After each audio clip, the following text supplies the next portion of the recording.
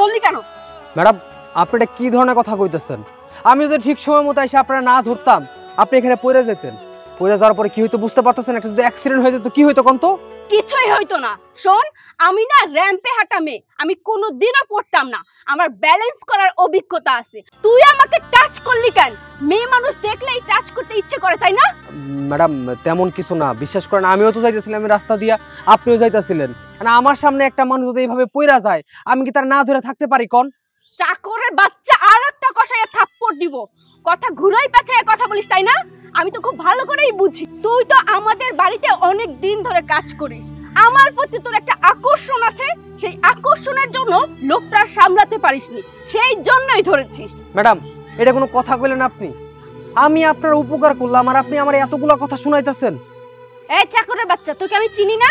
তুই তো অনেক দিন ধরে আমাদের বাড়িতে কাজ করিস, তুই আমাকে ফলো করিস, প্রত্যেকটা মুহূর্তে তুই আমাকে ফলো করিস। আমি যখন ওয়াশরুমে যাই তখন তুই ওয়াশরুমে উকিঝুঁকি মারিস, আমি যখন ড্রেস চেঞ্জ করি তখন তুই রুমের বাইরে দাঁড়িয়ে উকিঝুঁকি মারিস। আমিও তোকে প্রতি মুহূর্তে ফলো করতাম, তুই কি করতিস না করতিস। ফাইনালি তুই তোর টার্গেট পূরণ করেই ফেললি, আমাকে টাচ করেই ফেললি, তাই না? তোকে তো আমি ছাড়বো না, তোর চাকরি তো থাকবে না, তোর চাকরি আমি খেয়ে ফেলবো। না না ম্যাডাম আপনি এই কাজটা করেন না ম্যাডাম। আমি সামান্য একটা কাজের লোক, আপনার বাড়িতে কাজ করে খাই। এই মুহূর্তে আপনি আমার চাকরি থেকে বের করে দেন, আমি কি করে খাবো ম্যাডাম? এই কাজটা করেন না। ভিক্ষা করে খাবি? চল সেই ব্যবস্থা করতেছি। ম্যাডাম ম্যাডাম ম্যাডাম বাবা এই চুপ, একদম চুপ, একটা কথাও বলবি না। আজকে তোকে একটা শিক্ষা দিই। কি রে, কি হয়েছে ওর? হ্যাঁ বাবা, এই বাড়িতে এই চাকরটাকে আমি যেন আর না দেখি। কি রে মা, ও কি করছে? তুমি জানো বাবা, ও আমাকে খারাপভাবে টাচ করেছে। আর শুধু আজকেই না, ও এর আগেও আমার দিকে খারাপ নজর দিয়েছে। আমি তোমাকে কিছু বলিনি, আমি তো ওকে হাতে নাতে ধরতে চেয়েছিলাম। হারামজাদা, তোর এত বড় সাহস, তোর গায়ে টাচ করলি? মালিক আসলে আমি ম্যাডাম রে ইচ্ছা করে হাত দিই নাই। আমি যাইতেছিলাম, ম্যাডাম উষ্টা খায় পড়ে যেতে নিছিল, তাই ম্যাডামরে বাঁচানোর জন্য আমি ধরছি। আর ম্যাডাম তার জন্যই এই সমস্ত কথা কইতাছে। পইরা যেতে ছিল, পইরা যেতে দিতি কেন ধরলি তুই? আমি তো সেটাই বলেছি বাবা, আমি নিচে পড়ে যেতাম, পড়ে গিয়ে আমি গড়াগড়ি খেতাম, তাতে সমস্যাটা কি ছিল? ও আমাকে টাচ কেন করলো? কিরে খবরদার, আজকের পর থেকে মনে রাখবি, আমার মেয়ে কোথাও পড়ে যাক, কোথাও যাক না যাক, তুই কোনো নাক গলাবি না, ওতে মনে থাকবো। এটা না তোমার জন্য হয়েছে বাবা, কারণ তুমি ওকে অনেক লাই দিয়ে ফেলেছো। তুমি যদি আগে থেকে একটু শাসন করতে, চাকরের মতো রাখতে, তাহলে এই সাহসটা পেতো না। তুমি তো ওকে নিজের ছেলের মতো বানিয়ে রেখেছো, সেই জন্যই আজকে এত বড় একটা কাজ করার সাহস পেয়েছে। বাবারে, ও তো ছোটবেলা থেকে এই বাড়িতে বড় হয়েছে, তাই না? তাই আমাদের সংসারের সমস্ত কাজ করে, কিন্তু বড় হয়ে যে এমন কাজ করবে সেটা তো আমি কল্পনা করিনি কোনোদিন। একটা কথা মনে রাখবা বাবা, সবাইকে না লাই দিতে হয় না, যে যেরকম তাকে ওইভাবেই রাখতে হয়। ঠিক আছে মা, তুই কোন কাজে যাচ্ছিলি যা। শোন, আজকের পর থেকে আমার পরিবারের কোনো কাজে নাক গলাবি না, মনে থাকে জানি। জানিস কাম কর। বিয়াত্তব জানি কোথাকার।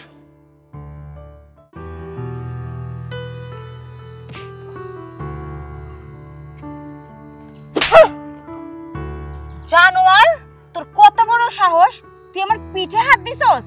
আরে ম্যাডাম আপনি ভুল করতেছেন, দেখেন কত বড় একটা মশা, দেখি আপনার পিঠে বইয়া রক্ত খাইতেছে। আমি যদি মশা না মারতাম এই মশার কামড়ে আপনার ম্যালেরিয়া হয়ে যেত। ম্যালেরিয়া হলে আমার হতো, তাতে তোর সমস্যা কি? হ্যাঁ, টাকা কি তোর যেত নাকি আমার স্বামীর যেত? আমি অসুস্থ হলে আমার স্বামী ট্রিটমেন্ট করাইতো, তাতে তোর সমস্যা কোথায়? ম্যাডাম এটা কেমন কথা কইতেছেন কোন তো? হ্যাঁ, আমি তো আপনার উপকার করছি আর উপকারের প্রতিদান এইভাবে দিতেছেন। আরে এত দিন যাবত আপনার বাড়িতে আমি কাজ করতেছি, আপনার প্রতি আমার একটা দায়িত্ব কর্তব্য আছে না? আমার চোখের সামনে আপনার ক্ষতি হইবে, এটাকে আমি মেনে নিতে পারি কোন? শোন, শাক দিয়ে মাছ ঢাকিস না। তোদের মতো ছোট লোকদের না আমার খুব ভালো করে চেনা আছে। রাস্তা দিয়ে সুন্দরী মেয়ে মানুষ দেখলে জিভলার পানি লক লক করে না, টাচ করতে ইচ্ছা করে। এই এতই যদি মেয়ে মানুষকে টাচ করার ইচ্ছা করে না, তোর মাকে বলতে পারিস না তোকে বিয়ে করাবে? তখন নিজের বউকে যত ইচ্ছা ততবার টাচ করবি, তোর তো সমস্যা হবে না। না না না ম্যাডাম, আসলে এমন কিছুই না। আপনি টাচ করবো কেন আমি কোন? আর আপনি তো দেখতেছিলেন না যে আপনার পিছনের মশাটা, কিন্তু আমি তো পিছন দিক দিয়ে দেখতে পারতেছিলাম যে আপনার পিছনে একটা মশা বইছে, আর তার জন্য তো আমি মশাটা মাইরা দিছি। আর আমি তো আপনার খারাপ ইঙ্গিতে টাচ করি নাই, আমি তো আপনার ভালোর জন্য টাচ করছি। ভালোর জন্য না, তোর টাচটা আমি পেয়েই বুঝতে পেরেছিলাম যে তুই খারাপ দৃষ্টিতে আমাকে টাচ করেছিস। শোন, এতদিন তুই আমাদের ফ্যামিলিতে যার সাথে যা ইচ্ছা তাই করেছিস, কেউ তোকে কিচ্ছু বলেনি, কিন্তু আজকে তোর কোনো ছাড় নাই। তুই আমার শরীরে হাত দিয়েছিস, এটার বিচার দেখ কি হয়। ম্যাডাম এনে বিচার করার কি আছে? কারণ আমি তো সামান্য একটা কাজ করছি। থাক ম্যাডাম, আমার ভুল হয়ে গেছে, আমি আর কখনো কখনো আপনাকে উপকার করবো না, আমার মাফ করে দেন। আমি তো মাফ করতে পারবো না তোরে। আমার শরীরে টাচ করার ফল কি হয় আজকে তোকে আমি হারে হারে বোঝাবো। ম্যাডাম ম্যাডাম আমার ভুল হয়ে গেছে ম্যাডাম, আমার মাফ করে দেন ম্যাডাম। ম্যাডাম কি ম্যাডাম, আমি কি বড় করে অন্যায় করে ফেলছি ম্যাডাম? কেন এমন করতেছেন ম্যাডাম? আমি কি করছি ম্যাডাম? কি হয়েছে ফুল? কি হয়নি সেটা বলো। এই চাকরের বাচ্চাটা কি করেছে জানো? যে জায়গায় তুমি আমাকে টাচ করো ওই জায়গায় ও আমাকে টাচ করেছে। ওর কত বড় সাহস! স্যার আমি আপনার বিষয়টা খুলে কইতেছি। আমি যাইতেছিলাম, ম্যাডাম আইতাছিল, এই ম্যাডামের পিঠে এত বড় একটা মশা বইছে, যে মশা কামড় দিলে ডেঙ্গু ম্যালেরিয়া জ্বর হয়। ম্যাডাম তো দেখতে পারতাছিল না, আমি পিছন দিক দিয়ে মশাটা মাইরা দিছি, আর তার জন্যই ম্যাডাম এই সমস্ত উল্টাপাল্টা কথা কইতাছে। তোর না করছি না, আমাদের পার্সোনাল বিষয়ে কখনো নাক গলাবি না। হ্যাঁ, ম্যাডামের গায়ে মশা বসছে না কি বসছে সেটা ম্যাডাম বুঝবে, আমি বুঝবো। তুই কে? তুই কে? স্যার আসলে আমি বুঝতে পারি নাই স্যার। আমি যদি বুঝতাম তাহলে কি আর সাইদা হিসেবে উপকার করে মাইর খাইতাম? আসলে আমি আর এই ধরনের কাজ কখনো করবো না স্যার। করবি না? না উপকার করছিস তুই? হ্যাঁ, সুযোগ পাইলে মেয়েদের গায়ে হাত দিস। হ্যাঁ, তোরে তো। এই তুমি ওর সাথে এভাবে কথা বলতেছো কেন? হ্যাঁ, তোমাকে আরো গরম হতে হবে। আরে তোমার বোর গায়েও টাচ করেছে, সামান্য একটা চাকর হয়ে আমার গায়ে টাচ করেছে, তুমি এভাবে কথা বলছো? ওকে মার শুরু করে দাও। তুমি দেখো আমি কি করি। স্যার স্যার স্যার আমি ভুল করছি স্যার। স্যার ভুল করছিস না? আব্বাও তোরে মানা করছে, আমিও তোরে মানা করছিলাম যে আমাদের পার্সোনাল বিষয়ে কখনো নাক গলাবি না। তুই ম্যাডামের মশা মারতে গেছিস না, তোরে তো আমি মেরেই ফেলাবো। তুমি বলো তোমার শাস্তি হয়েছে, তাকে আরো শাস্তি দিতে হবে। এভাবে ওর তো কোনো শাস্তি হবে না, ওকে শাস্তি দিতে হবে আমাদের বাড়ি থেকে বের করে দিয়ে। ও যদি এই বাড়িতে থাকে না, তাহলে না এই বাড়িতে আমি থাকবো না। ঠিক আছে, তুমি যেহেতু বলছো, আমি আজকে এই মুহূর্তে এক্ষুনি ওকে বাড়ি থেকে বের করে দিচ্ছি। স্যার স্যার না, তুমি বাড়ি যাও, আমি দেখছি। স্যার স্যার ও স্যার শুনেন না, ও স্যার। সুবর্মা, সুবর্মা, এই ধরো তোমার পোলা। তোমার পোলারে আজকের পর থেকে আমার বাড়িতে কামে পাঠাবে না। কেন ছোট সাহেব, আমার পোলা কি করছে? আপনার পোলা কি করছে? আপনার পোলা তো এইটুকু বয়সে আমাদের বাড়িতে কামে দিছে। তখন তো ভালোই ছিল, ভালোই কাম কাজ করতো। আস্তে আস্তে বড় হচ্ছে আর সব চরিত্র খারাপ হচ্ছে। ইদানিং ও আমাদের বাড়ির মেয়েদের দিকে হাত দিচ্ছে, মেয়েদের দিকে কুনজর দিচ্ছে। কি বলেন সাহেব? এটা আমি বিশ্বাস করলাম না, কারণ আমার পোলার আমি ভালো মতোই চিনি। ও ছোট থেকে তো আমার কাছে মানুষ হয়েছে। ও আপনাকে বাড়ি কাম করে, কিন্তু আপনাকে তো মনিবের চোখে দেখে। কেন আপনাকে বউগো দিকে কোন দৃষ্টিতে তাকাইবো, খারাপ কথা কইব কোন? শুনেন, আপনার কাছ থেকে আমি নীতি কথা শুনতে আসি নাই। আপনার পোলা অপরাধ করছে, আমি বিচার নিয়ে আসছি। প্রয়োজন বোধে ছেলের বিচার করবেন, না হলে কিন্তু এর পরিণাম ভালো হবে না, বলে দিচ্ছি। ছোট সাহেব, আমি বুঝতে পারছি আমার পোলা যদি অন্যায় না করেও তাও শাস্তি পাইতে হইব, আমি জানি সেইটা। ঠিক আছে, এর শাস্তি আপনি কি দিবেন, কি দিতে চান কোন? শুনেন, আমি আপনার কাছ থেকে নীতি কথা শুনতে আসি নাই। তত বড় মুখ নেই, তত বড় কথা। আপনার ছেলে অপরাধ করছে, আমি অপরাধের বিচার নিয়ে আসছি। আমি কিন্তু পারতাম ওর গায়ে হাত তুলে ইচ্ছা মতো শায়েস্তা করতে, করিনি। মায়া লাগছে, ছোটবেলা থেকে আমাদের বাড়িতে আসে তো কামলা, তার জন্য। শুনেন, আপনার ছেলে যদি বামন হয়ে চাঁদে হাত দেওয়ার চেষ্টা করে, আমি কিন্তু ওর কল্লা ফালাইয়া দেবো, সাবধান করে দিয়ে যাচ্ছি। ঠিক আছে ছোট সাহেব, আপনি যেমনি কইতেছেন আমি আমার পোলারে শাসন করুন। ও যেন কোনোদিনও ভুলেও আপনাকে দিকে আর না তাকায়, আপনাকে সাথে কোনো রকম খারাপ ব্যবহার না করে। আর ছোট সাহেব, জানেনই তো আমরা গরিব মানুষ, ও যা কামাই করে তাইতে কোনো রকম সংসার চলে। আমি অসুস্থ মানুষ, আমার অনেক ওষুধ লাগে, আমরা বড় অসহায়। ছোট সাহেব, এইবারের মতো ওরে ক্ষমা করে দেন। বাস বাস, হয়েছে হয়েছে, আর নেকা কান্না কাটতে হবে না। আজকের পর থেকে আপনার ছেলে আমাদের বাড়িতে কাজে যাবে না। আমি আগেও বলছি, এখনো বলে দিচ্ছি, ওর অন্য কোথাও কাজ পেলে করবে, আমাদের বাড়ির ত্রিসীমানায় যেন ওর মতো লাফাঙ্গাকে আমি না দেখি। ছোট সাহেব দয়া করেন, আপনারা যদি কাস্তে করে বাধ্য দেন আমরা কি খামো, আমরা কেমনে বাঁচুম? ছোট সাহেব ও ছোট মানুষ, না ভুল করছে, আর কখনো ভুল করব না। আমি তো কইতেছি ওর হয়ে আমি আপনার কাছে ক্ষমা চাইতেছি। আমার কাছে ক্ষমা চাইতে হবে না। শোনো, তোমার ছেলে যে অপরাধ করছে না, তার কোনো ক্ষমা হয় না, কথাটা ভালো করে মনে রাখেন। হারামজাদা, মরতে পারলি না কেন? এরকম করতে গেলি? তোর জন্য কেন আমার কথা শুনতে হইলো? মা তুমি বিশ্বাস করো, আমি কোনো খারাপ উদ্দেশ্য তাকে আমি গায়ে হাত দিই নাই। আমি যে কয়বার হাত দিছি আমি ভালো উদ্দেশ্যে দিছি। আমি কি তোমার খারাপ পোলা কও? তুমি তো আমার জানো আমি কেমন। আমি যতই জানি, কিন্তু তারা তো সেটা ভালো মনে নেয় নাই। এটা বুঝোস না কেন? তারা বড় লোক, আমরা গরিব। আমরা যদি ভালো কোনো কাজ করি সেইটাও খারাপ হয়ে যায়। ঠিক আছে চল, আমি তোর মালিকের সাথে কথা কমু। চলো।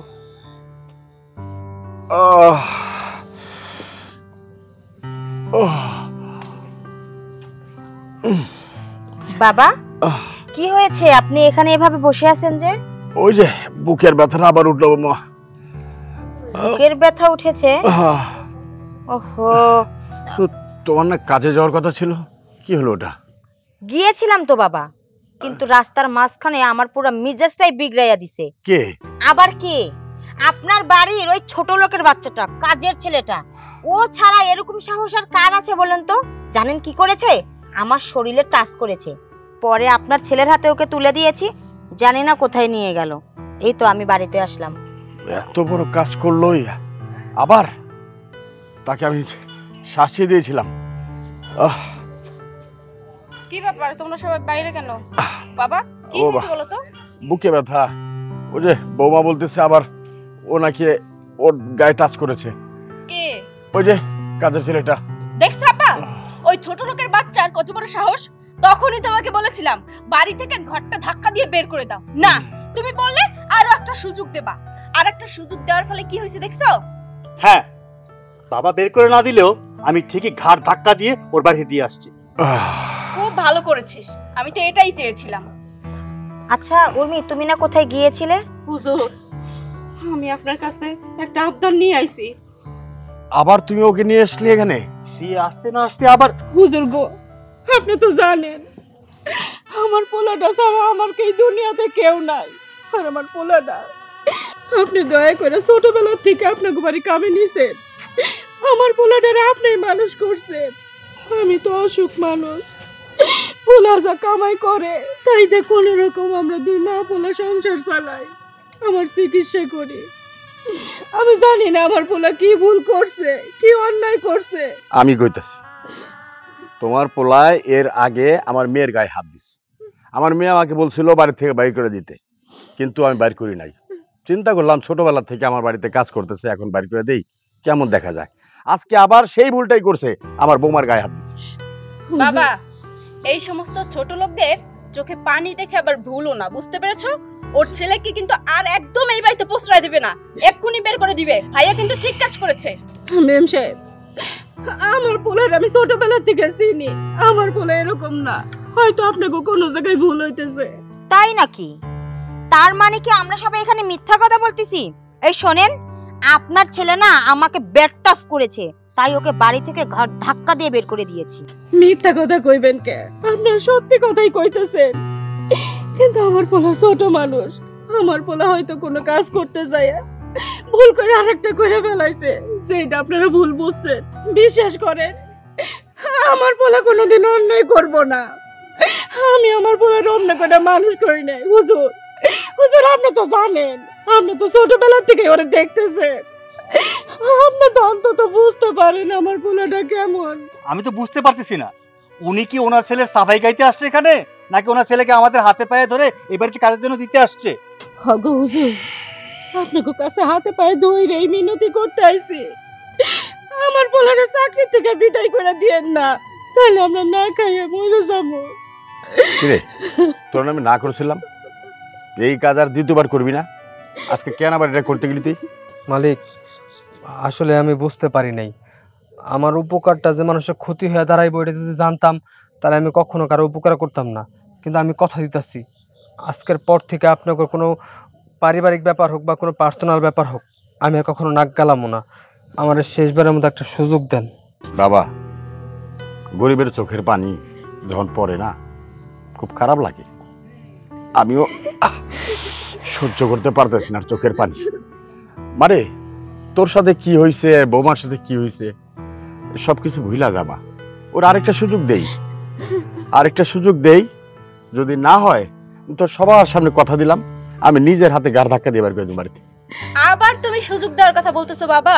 দে মা, একটা সুযোগ দে। আচ্ছা ঠিক আছে, তোমার বাড়ি তুমি কাকে রাখবা না রাখবা সেটা তোমার ব্যক্তিগত ব্যাপার, আমি এই সব বিষয়ে কথা বলবো না।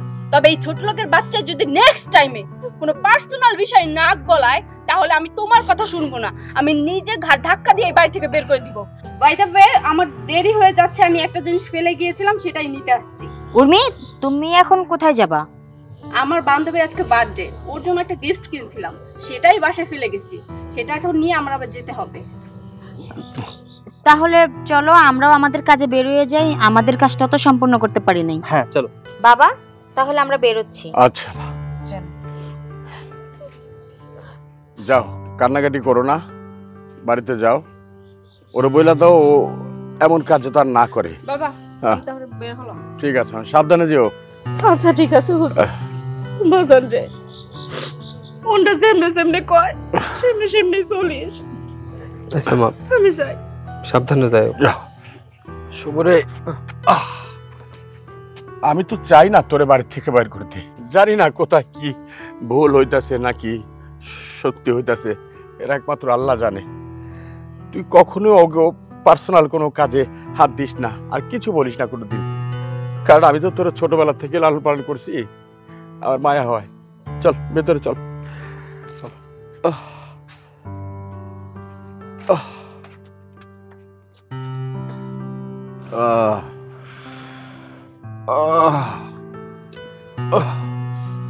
শুভ,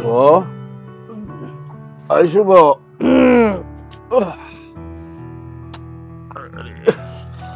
শুভ রে। ওই শুভ, এই উঠ না। কি হয়েছে?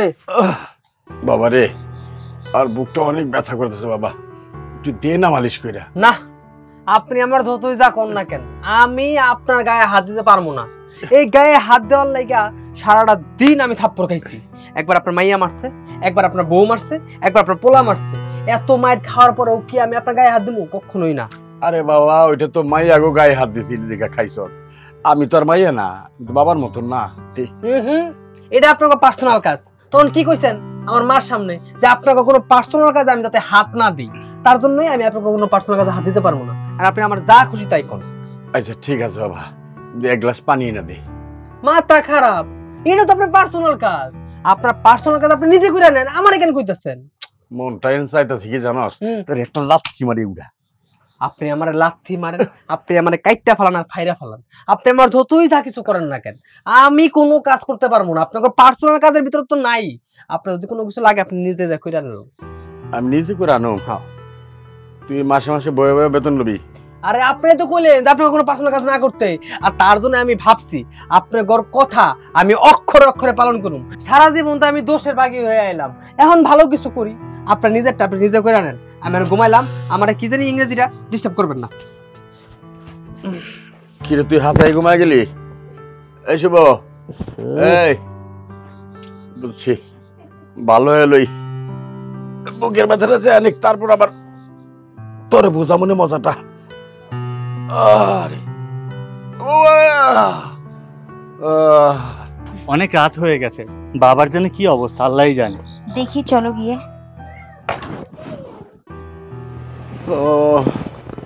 বাবা, আপনি এখনো ঘুমাননি?